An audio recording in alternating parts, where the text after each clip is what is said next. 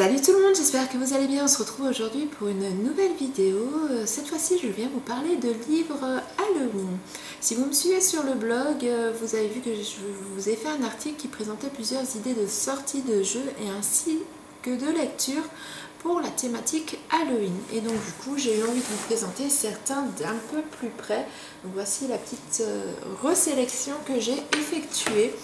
Vous retrouverez l'article du blog si vous n'avez pas eu l'occasion de le lire dans le menu déroulant juste en dessous. Concernant les livres, voilà, c'est plutôt des livres pour une tranche d'âge d'environ 7 ans, CP, CE1. Et donc je vais vous présenter tout ça. Donc il y a plusieurs éditions différentes, hein. C'est pas tous de la même maison d'édition. Ce n'est pas un partenariat non plus, hein. C'est vraiment des livres voilà, que soit j'ai acheté, soit que j'ai emprunté à la médiathèque chez moi. Si vous avez d'autres idées de livres que vous aimez bien, n'hésitez pas aussi à me laisser en commentaire les livres que vous connaissez et qui ont plu à vos enfants. Donc on commence avec une collection qui est quand même maintenant assez connue, c'est les Samy et Julie. Donc c'est Samy et Julie fête Halloween niveau CE1. Donc Samy et Julie fêtent Halloween et ont l'intention de terroriser tout le quartier et de manger beaucoup de bonbons bien sûr. Donc pour ceux qui connaissent pas encore les Samy et Julie, donc là on est dans la version CE1 qui est la dernière des 4 niveaux qui est proposé par Hachette Éducation. Il y a le niveau 1 qui est début CP, niveau 2 milieu de CP et niveau 3 fin de CP, ainsi qu'après CE1. Voilà, qui est le dernier niveau. Et donc du coup voilà, on retrouve les deux personnages que si vos enfants ont commencé la lecture avec, voilà, c'est les mêmes deux personnages principaux que les premiers. Et donc ce que j'aime bien, c'est qu'à chaque fois on nous présente tous les personnages. Je sais pas, voilà, si vous voyez bien, on nous présente à chaque fois les personnages. Voilà, ce que j'aime bien dans les Samy et Julie, c'est qu'en général c'est assez aéré, même si maintenant au niveau C1, on retrouve quand même beaucoup de textes.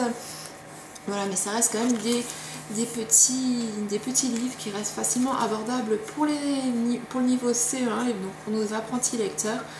Voilà, parce que des fois un gros livre a tendance quand même à rebooter ceux qui aiment le moins le lire, tandis que là voilà, il n'y a pas trop d'épaisseur, on a quand même de jolies images qui illustrent le texte. Et ce que j'aime bien, c'est que voilà, quand il y a une liaison à faire, c'est souligné, c'est ce que je vous montrais avant. Voilà, donc ça aide vraiment encore dans l'apprentissage de fin de lecture de nos enfants. Ensuite, celui-ci a eu un gros succès chez moi à la maison et nous a bien fait rire, même nous, voilà, les plus grands. Donc c'est Samy et Julie, le spécial sans énigmes, blagues et charades, spécial frisson. Donc on retrouve toujours Samy et Julie. Et en fait, voilà, on a des petites charades qui permettent de faire travailler la mémoire. On a des énigmes, on a des monsieur et madame, on a des petits rébus. Donc voilà, on a des petits rébus, donc c'est assez sympathique. On a des madame, monsieur, on a des énigmes. Et puis vous voyez, c'est très coloré, très espacé. Donc malgré l'épaisseur, quand j'ai présenté cette épaisseur à mon fils, il m'a dit maman, j'ai pas du tout envie de le lire. Et quand je lui ai dit si, regarde, tu verras, il n'y a pas grand chose. Il n'y a pas autant de lecture que ça. Et donc du coup, à partir du moment où il a vu que voilà, c'était des petites énigmes, des blagues, des charades, et que c'était pas des gros paquets à lire, et ben tout de suite ça lui a bien plu. En plus à chaque page on a chaque fois la réponse en dessous, donc pas besoin d'aller chercher à une autre page, donc c'est vraiment bien fait. Et il y en a certaines qui étaient assez rigolotes. Et puis par exemple voilà, on avait une activité frisson pour réaliser un squelette, donc on l'a pas faite parce que on n'a pas eu le temps, mais voilà, il y avait même des petits bricolages dedans. Il y en avait un autre si je ne me trompe pas. Voilà, il y en avait des araignées croquantes, voilà, une recette plutôt de cuisine, donc il y avait un petit peu de tout. C'était, voilà, on a bien aimé, je vais essayer, voilà, on avait des qu'est-ce que c'est, voilà, je vais retrouver ce que c'était. Donc ça lui a bien plu, voilà, on a eu droit à plusieurs énigmes et plusieurs charades, hein, par exemple, combien de temps peut vivre une souris? Et bien la réponse, ça dépend de l'appétit du chat. Donc voilà, ça lui a bien plu, ça lui a bien fait rire. Il en a lu plusieurs sur tout le mois. Voilà, il ne l'a pas lu en une fois bien sûr, mais il en lisait quelques-unes par jour et ça lui a bien plu. Il l'avait fini un petit peu avant Halloween et donc du coup, voilà, vous aviez à chaque fois des énigmes, vous aviez à chaque fois les numéros. Donc voilà. Par exemple, Monsieur et Madame Népper ont un fils. Comment s'appelle-t-il? Vous savez? Jean. Parce que j'en ai peur. J'en ai peur. Voilà, donc voilà pour les Samy et Julie qu'on a lu spécial Halloween. Après, voilà, il y avait celui-ci. Alors, j'ai cherché un cherche-et-trouve Halloween pour un peu plus grand. Je n'ai pas réussi à trouver. Donc, si vous en connaissez, je suis preneuse. Parce que celui-ci, c'est mon petit cherche-et-trouve d'Halloween, donc de Petit Glénat. Alors, il est mignon, mais c'est vrai que, voilà, je vais essayer de vous montrer.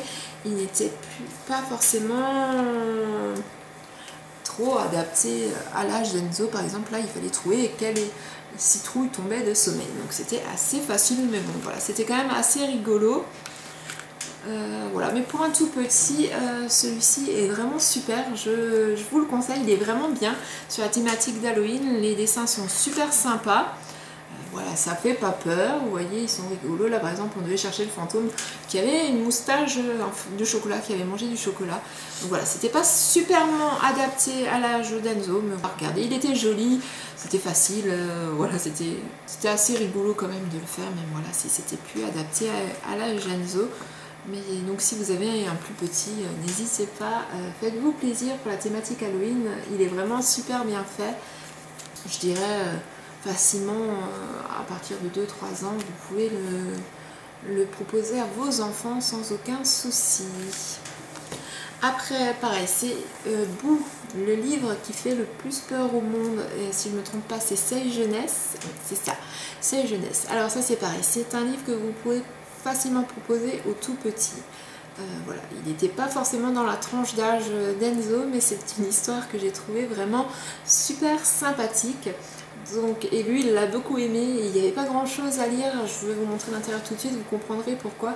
Il a adoré le lire, il a vraiment pu le lire tout seul, et il a vraiment adoré.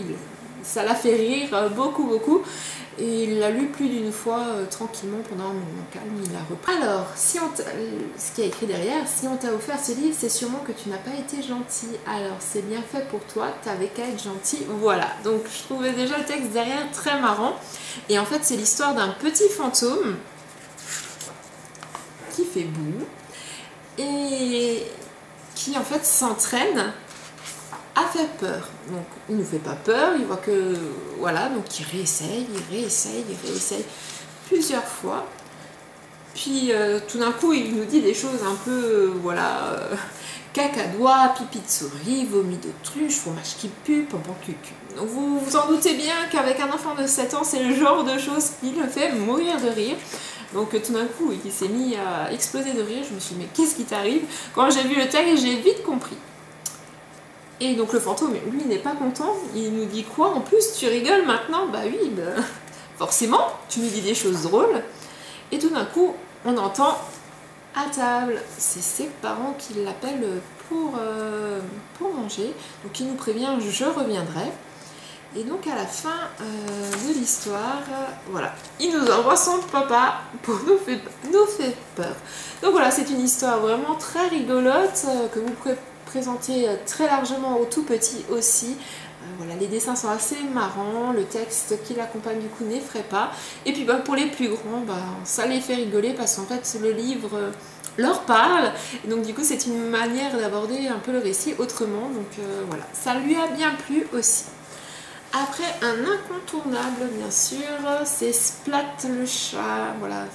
Si vos enfants sont apprentis lecteurs, vous avez certainement dû entendre parler de Splat. C'est comme Samy et Julie. Voilà, c'est des bons moyens pour apprendre la lecture et donner l'envie de lire aux enfants. Donc cette fois-ci, Splat de chez Nathan, il va à la chasse aux citrouilles. Donc c'est vraiment, c'est Splat quoi. Les dessins sont sympas. Les textes sont assez courts, donc du coup ça donne vraiment envie à l'enfant voilà, d'aller au bout de l'histoire. Il n'est pas assommé par le texte. Et puis bah, c'est Splat quoi, donc il lui arrive toujours plein de choses. Sa citrouille il choisit sa citrouille, il les mesure, ensuite sa citrouille dégringole, casse la clôture, elle passe entre les voitures, enfin voilà. Et donc du coup elle s'arrête chez sa maman la citrouille. Donc voilà, c'est une petite histoire assez sympathique et qui qui rentre dans l'esprit d'Halloween sans parler trop de fantômes, de monstres. Donc si vous avez des enfants qui ont un petit peu des craintes encore de tout ce qui est autour d'Halloween, des monstres, et voilà, et que vous avez quand même envie de parler, de rentrer dans la thématique, voilà, Splat à la chasse à la citrouille reste dans le thème sans avoir rien d'effrayant vu qu'on parle d'une citrouille pour notre décoration. Ensuite, je vais vous parler d'un autre petit livre, d'une autre petite collection que vous devez connaître si vous êtes issu de la même génération que moi, c'est Le Père Castor. C'était un dessin animé voilà, qui passait à la télé et il nous racontait toujours une histoire.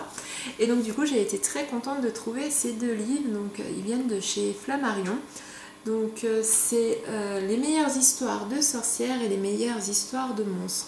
Donc là c'est un petit recueil d'histoires sur un thème. Donc là on a 6 petites histoires autour de monstres et là pareil 6 histoires autour des sorcières. Alors celui-ci ça fait un petit moment que je le connais.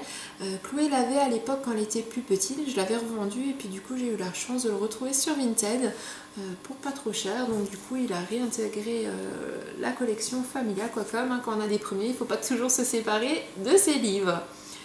Et donc ça c'est plutôt des histoires que, voilà, par exemple celui-ci, Chloé a été très contente de le faire partager à son frère parce que c'est des petites histoires qu'elle avait beaucoup aimées à l'époque et donc du coup ces deux-là, ça a été assez marrant parce qu'il y a plus de texte, donc ça plaisait un petit peu moins à Enzo, mais du coup ils ont pu partager un moment et Chloé lui a raconté les histoires. Donc du coup Enzo a pris beaucoup de plaisir à écouter sa soeur lui conter des histoires. Voilà, ils sont vraiment... Moi j'aime bien cette collection là. Voilà, alors je vais essayer de vous montrer un petit peu plus. Voilà, bon il y a du texte mais vous voyez c'est quand même pas trop. Mais c'est vrai que Enzo n'est pas encore, n'a pas encore eu forcément le déclic lecture. Il aime bien les petits livres, mais voilà, dès qu'il y a un petit peu trop de texte, ça devient un peu plus compliqué pour lui. Dans le sommaire, vous avez donc au début les 6 histoires. Donc le monstre que personne n'a vu, le dragon de Cracovie, le monstre de la jungle, Titou peur de tout, Gare au dragon et Petite fille et le monstre.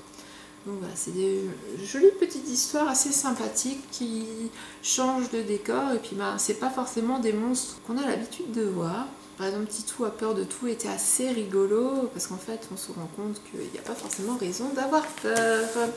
Et bon, bah, c'est pareil pour les sorcières. Nos 6 histoires de sorcières, c'est Hip Hip la sorcière, petite sorcière a peur de tout. Donc voilà, ça permet aussi voilà, aux enfants de montrer que les monstres ou les sorcières ont aussi des peurs. Mère Citrouille, donc ça là on l'aime beaucoup, Trop belle sorcière, Sorcinette à roulette et La petite sirène. Voilà, donc c'est les 6 histoires que vous retrouvez dans ce livre et elles font à peu près une dizaine de pages. Voilà. Bon, il y a toujours du texte et du dessin. Ensuite, si vous me suivez sur la chaîne, celui-ci vous l'avez déjà plus ou moins vu lors du haul livre de chez Leclerc Culture. Donc je ne sais pas vous, mais moi Enzo a beaucoup travaillé avec la méthode alpha, il continue d'ailleurs à travailler avec la méthode alpha. Et donc c'est pareil, c'est comme les Samy et Julie, il y a plusieurs étapes pour la lecture. Et donc là on est à l'étape 3 avec ce livre Je sais lire pour les 7-10 ans. Ce qui explique aussi un petit peu l'épaisseur du livre. Alors c'est un livre que Enzo n'a pas lu par contre tout seul, il l'a lu avec moi. C'est la légende d'Halloween. Petit Malin a 2 nouveaux amis, Aaron et Éléon. Tous les 2 aiment particulièrement fêter Halloween et Petit Malin a bien l'intention d'en faire autant. Mais Madame I se montre hostile à cette idée. Elle déteste cette soirée et décide d'expliquer les vraies origines de cette fête monstrueuse. Viens découvrir avec lui la véritable histoire d'Halloween. Donc voilà, c'est ce que j'ai bien aimé, parce que c'est vrai que de nos jours, certaines personnes, nous d'ailleurs, fêtons Halloween, mais on trouve des gens qui n'aiment pas fêter Halloween, et donc c'est vrai que c'est des fois un peu compliqué d'expliquer aux enfants voilà, que tout le monde n'aime pas Halloween, et donc là du coup je trouvais ça rigolo que dans l'histoire, bah, elle n'aime pas Halloween, Madame I. Et puis bon, bah, on retrouve donc nos alphas, on retrouve toujours voilà, l'écriture assez espacée, assez claire pour nos apprentis lecteurs. On retrouve un lexique aussi, ce que j'aime beaucoup. Ce qui m'avait beaucoup plu dans ce livre et qui m'avait fait le choisir, c'est qu'aussi c'est un livre qui vous permet de... Il a un glossaire très complet sur la thématique Halloween, donc ça permettait aussi d'enrichir le vocabulaire de vos enfants parce que il y a... Voilà, j'arrive à 57 mots, voilà, qui sont expliqués dans le livre sur la thématique Halloween. Et puis vous voyez, on a de très belles illustrations comme toujours. Et du coup, on apprend aussi certaines traditions. Par exemple, la tradition du porte-à-porte et du fameux trick or treat date des années 1930. Les enfants se déguisaient pour donner l'illusion que des esprits maléfiques reviennent hanter les rues. Autrefois, les pauvres chantaient et récitaient des prières en échange de soul cake. Alors là, par exemple, vous voyez, on a fameux, maléfique, hanté et soul cake qui sont expliqués à la fin du livre. Donc c'était vraiment une très belle découverte. Je suis tombée vraiment par hasard dessus en faisant ma recherche de livres d'Halloween et je suis vraiment contente d'être tombée dessus. Par exemple, vous voyez, on explique un peu le diable. On explique voilà, certaines histoires qui ont pris leur croyance. On explique Jack-o'-lanterne. Et puis on voit la réaction des personnages aussi. Voilà, il y a un peu du dialogue. Donc il y a de la culture dedans, des explications. Mais on reste après dans l'histoire où on retrouve voilà, par exemple Jack-o'-lanterne et puis on revoit la réaction, oh mais ça fait peur, pourquoi on fait. Donc voilà, j'ai trouvé ça assez intéressant et puis ça reste les alphas, donc c'est vrai que voilà, les enfants les connaissent bien, donc ils sont contents de retrouver en général leurs personnages pour les fêtes, que ce soit Halloween, Pâques ou Noël. Ensuite, un des autres livres, donc là c'est pas vraiment de la lecture, c'est plutôt pour dessiner. C'est la méthode Philippe Legrand, j'apprends à dessiner, donc on l'avait déjà utilisé cette méthode-là avec les pirates, quand on avait fait notre thématique pirate, ça nous avait bien plu. Et donc du coup là j'ai trouvé à la médiathèque la même méthode mais pour les monstres. Si vous me suivez sur Insta, vous avez vu que les enfants ont réalisé chacun un petit dessin et bon alors Chloé maîtrise le dessin et même assez douée en dessin. Enzo n'aime pas forcément spécialement dessiner. C'est pas son truc, mais avec cette méthode c'est vraiment facile. Il avait réalisé voilà le petit fantôme, c'est vraiment bien expliqué et puis du coup au départ on peut s'entraîner, voilà vous avez les formes au départ qu'il va falloir utiliser, donc ça permet aux enfants en fait de travailler leur dextérité et puis de créer des petits monstres très facilement. Donc voilà, c'est une méthode que j'aime bien et j'aimerais bien voir, je pense qu'elle doit exister pour Noël. J'espère réussir à mettre la main dessus, donc je regarde derrière. Alors il y a aussi, j'apprends à dessiner les sorcières et les dinosaures qui pourraient être là, mais je ne vois pas de Noël.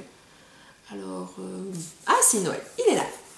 Vous voyez, il y a une belle sélection quand même de livres de cette collection pour les enfants, donc on va essayer de mettre la main sur Noël. Ensuite, ça n'existe pas. Alors, c'est par une belle matinée d'octobre que Violette remarque d'étranges phénomènes. Les objets se déplacent, certains même disparaissent. Y aurait-il un esprit malin dans la maison? Pas pour Violette. Ah ça non, car tout le monde le sait, les fantômes, ça n'existe pas. Alors, c'est vraiment un album qui m'a bien plu, c'est une histoire assez rigolote. Et il y a plein de petits fantômes à chercher en fait dans l'histoire. Donc du coup je vous disais j'avais pas trouvé de chercher trouve, mais je m'attendais pas en fait voilà, dans cet album là il n'est pas présenté comme un chercher trouve et voilà, c'est pas vraiment un chercher trouve mais par endroit voilà on doit essayer de trouver où sont les petits fantômes. Donc voilà, par exemple Violette là, il me semble dessiner un joli, ça n'existe pas et donc Violette est persuadée, voilà, ça n'existe pas, ça n'existe pas. Elle continue, voilà, par exemple là vous voyez il y a un petit fantôme qui est caché juste ici. Alors elle trouve un voleur de citrouilles caché dans son arbre, quelle fripouille, en fait c'était un écureuil. Voilà, des toiles d'araignée dans toute la maisonnée. Facile, le fautif se carapatait sur le parquet. Bah oui, à Halloween on a les petites araignées. Donc voilà, c'est plein de petites choses comme ça. Et puis on la retrouve dans le noir aussi, voilà, où même les ombres et les bruits si effrayants dans la nuit perdent tout leur mystère dès qu'on allumait la lumière. Voilà, donc c'est vraiment un petit album fort sympathique. Donc ça rassure un petit peu aussi cette petite fille qui n'a peur de rien, qui ne croit pas que les fantômes existent, même si pourtant, vous voyez, sur cette page-là, on voit qu'il y en a tout plein. Ça n'existe pas, ça n'existe pas. Donc c'est un livre que j'ai choisi pour Halloween. Voilà, ils nous disent joyeux Halloween à la fin. Cette petite fille très déterminée et qui nous explique par A plus B que non, ça n'existe pas, ça n'existe pas. Donc voilà, j'ai trouvé ça très rigolo. Et je vous ai même pas dit qui c'est qui le présentait, si vous voulez le trouver. Donc c'est Gallimard Jeunesse qui le publie. Donc ça n'existe pas. Donc, on a c'était rigolo, puis ça nous a plu de chercher les fantômes au fur et à mesure des pages. Ensuite, je vais vous parler du Festin des Affreux. Donc c'est un livre de chez C'est Jeunesse qu'on a bien aimé. Alors je vous lis l'arrière, c'est prenez les 9 personnages les plus affreux qui soient, ajoutez un grand chef mondialement connu, mettez le tout dans un restaurant étoilé de noir et vous obtiendrez un festin pas comme les autres. Soulevez les cloches pour découvrir croquettes de grand-mère, escargots dans leur bave ou gâteaux hantés façon dame blanche. Il y en aura pour tous les goûts et les invités ne sont pas au bout de leur surprise car le pire convive n'est pas encore arrivé. Donc c'est une histoire voilà, qui parle de restaurant de monstres. Donc comment ça se passe chez les monstres, vous voyez, le restaurant tout en haut de sa colline. Alors les images sont vraiment super sympas. Alors bon, par contre je déconseille peut-être aux tout petits, hein. Vous voyez cet œil qui sort. Alors Enzo, ça lui a bien plu. Voilà, un plus petit, je pense qu'en dessous de 7 ans, ça risque d'être un petit peu compliqué. À moins que vous ayez un grand courageux, donc vous pouvez peut-être y aller. On a voilà, le chef qui est recousu, donc c'était le maître d'hôtel.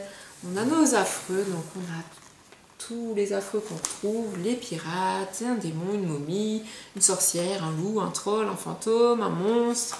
Voilà, mais il manque un convive. Et puis donc j'ai adoré ce système de cloches. C'est vraiment bien fait. Alors je vais essayer. Il faut que j'arrive à voir en fait si vous voyez. Et donc ces cloches qui s'ouvrent. Voilà. Et donc on voit ce qu'ils mangent. Alors, croquettes de grand-mère, assortiment de pieds de cochon, cornes croustillantes à tremper dans un yaourt au lait de chèvre bio. Vous voyez, donc ça c'est équilibré quand même. La sorcière, par exemple, elle mange des escargots cuits dans leur bave, cuisses de grenouilles aux épices sur lit de queue de lézard grillé, pommes blanche-neige à l'arsenic. Sympa dans le menu, ça vous dit? Voilà, donc on retrouve à chaque fois où elle est assise, donc on retrouve le vampire, on retrouve l'orgue et on retrouve à chaque fois en fait ce qui mangent au fur et à mesure que les pages passent. Voilà. Et donc, le plus drôle à la fin, voilà, mais qu'est-ce qui se passe? Il mange. Attention, il manque encore un plat. Bah, comment ça? Bah oui, il nous manque un convive. Bonsoir les gars. Et qui est ce convive? Eh ben c'est l'enfant. Le pire de tous, c'est les enfants. Et qu'est-ce qu'ils mangent ces enfants, d'après vous? Vous avez une idée? Eh ben regardez, qu'est-ce qu'ils mangent de bon? Ils mangent des macaronis XXL à la bolognaise, pizza ou 12 fromages avec supplément de mozzarella, hamburger géant accompagné de nuggets, de poulet et de frites maison, maxi crêpes, coco, choco, banane. Et donc là, tous les monstres ont peur. C'était assez... À la fin, ça m'a fait rire que tous les monstres avaient peur alors qu'ils mangeaient des plats normaux. Et puis, ben, les monstres... Ils mangeaient tous des trucs pas très ragoûtants et ils sont tous peur de l'enfant. Donc voilà, il y a certaines images avec les yeux qui pendent, voilà, au début qui sont un petit peu...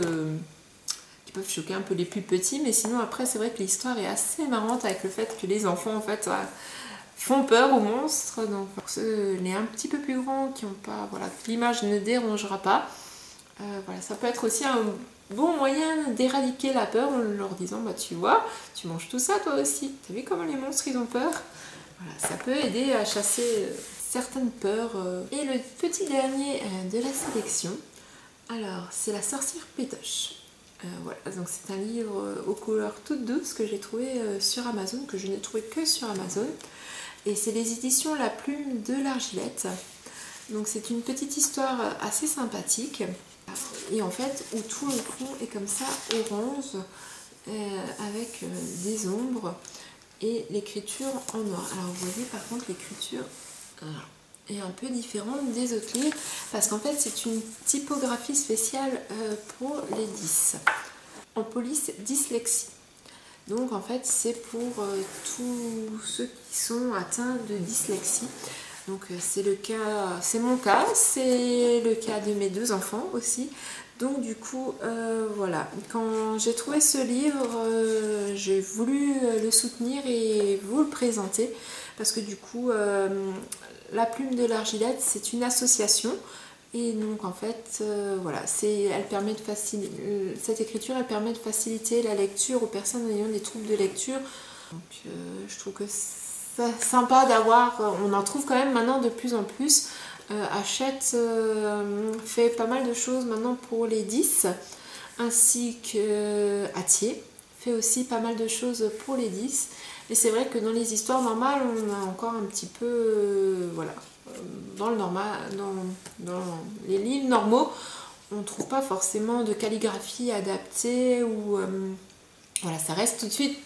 Plus on monte dans la lecture, plus ça devient des gros paquets et c'est pas forcément adapté voilà, aux 10. Donc voilà, c'est un petit livre. L'histoire est assez sympathique. C'est l'histoire d'une sorcière qui vit dans le village de Fantomoche.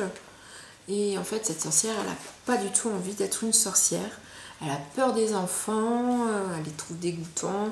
Et puis Halloween qui arrive avec ses sorcières et qui volent sur leur balai, elle n'a pas envie, elle ferme ses volets. Puis elle reçoit de la visite de Chagrouille le chat qui a préparé du jus de citrouille. Alors c'est assez poétique, vous voyez dans le texte, c'est par exemple, je vais vous lire. Pétoche reçoit aujourd'hui la visite de Chagrouille le chat. Chagrouille a préparé du jus de citrouille. Mais quand elle découvre le mélange orange, Pétoche bondit et crie: « Y a quoi dans ta potion ? Je suis sûre que c'est du poison de polisson. » Voilà, donc c'est des petits textes. Donc Pétoche, elle se méfie de tout. Donc le chat, il essaie de se justifier en disant: « Mais non, je suis une sorcière, il faut que tu arrêtes d'avoir peur de tout. » Donc elle se dit: « Bon, bah, il a raison, elle a peur du tout, elle a peur du noir, elle a peur de la lune noire, de tomber, de son balai, de boire des potions empoisonnées. Et je ne sais rien faire pour me protéger. » Donc le chat lui propose un marché. Parce que vu qu'elle refuse d'être une vraie sorcière, il lui propose de se changer en chat de gouttière. En chat de gouttière ? Mais pourquoi et comment je vais faire ? Alors le chat lui dit: « Je vais t'apprendre à miauler. Je vais t'apprendre à miauler. Puisque tu ne veux pas être effrayante, tu pourras être amusante. Je vais attacher une corde à ton balai et je le tiendrai. Ainsi tu ne pourras pas tomber. » Pétoche veut bien essayer. Et donc à la fin on voit Pétoche voilà, qui vole sur son balai avec le chat. Et puis elle a plus peur, malgré les hiboux dans le ciel et les enfants plein les ruelles. Pétoche s'envole sur son balai et miaule dans la nuit étoilée. C'est comme ça que Pétoche est devenue la sorcière la plus drôle de Fantomoche. Donc voilà, c'est une petite histoire d'une sorcière voilà, qui n'a pas envie de faire peur et qui a peur de tout. Et puis en trouvant le soutien d'un petit chat qui arrive enfin à sortir et à faire ce qu'elle avait envie. Donc voilà, le texte est sympa. L'histoire est assez rigolote et aborde un peu les peurs d'une autre façon et puis en disant que voilà, avec du soutien, on peut arriver à faire des choses qui nous font peur. Donc voilà, c'est tout pour ma sélection d'Halloween. J'espère que ces livres vous ont plu et vous inspireront. N'hésitez pas à me dire en commentaire quel est le livre qui vous a le plus plu, si vous en avez certains à la maison, si vous les connaissiez ou au contraire si vous ne les connaissiez pas du tout. S'il y en a un qui vous intéresse et que vous avez pris plaisir à découvrir, n'hésitez pas à me le dire. Si vous avez aussi des questions, si j'ai pas été assez claire ou si j'ai pas assez poussé la présentation du livre, n'hésitez pas à me le dire aussi en commentaire. Si vous avez envie que je vous présente voilà, pour les prochains temps, notamment la Saint-Nicolas ou Noël, les livres qui ont eu le plus de succès ici, n'hésitez pas à me le dire aussi en commentaire, je me ferai un plaisir de vous les présenter, ou si vous préférez par contre que je vous les présente sur le blog comme avant, n'hésitez pas aussi à me le dire, que je sache ce que vous préférez. Je vous invite aussi à vous abonner à la chaîne et à activer la petite cloche pour ne pas louper nos prochaines vidéos, que ce soit sur le thème Halloween ou sur les prochains qui arrivent. Et quant à moi, je vous dis à très bientôt pour une prochaine vidéo. Bye bye!